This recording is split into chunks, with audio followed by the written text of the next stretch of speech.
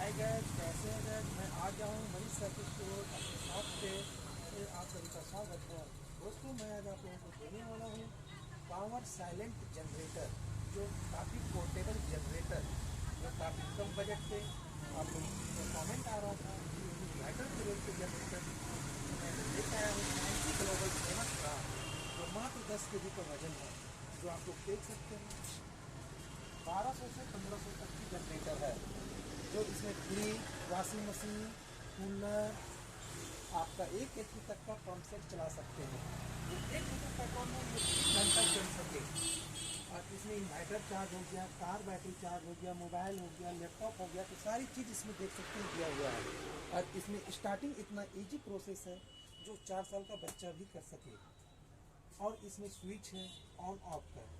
इसमें देखिए load overload दिया हुआ है। इसमें देखिए जा करके आपका वोल्टेज, पावर मीटर, फ्रीक्वेंसी, तेल कितनी चल रही है, सारा चीज़ बताएगी। इसमें सारा डिजिटल पैनल है, overload, low alarm, on while, सारा चीज़ दिया है। इधर से आउट करती है और इसे स्टार्टिंग करना काफ़ी ईजी है। जो ये स्विच है, ये देखिए स्विच ऑन पर चला जाती है।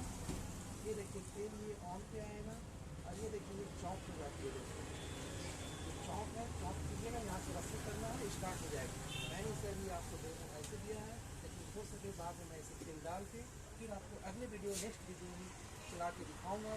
तो आज के लिए इतना ही, धन्यवाद।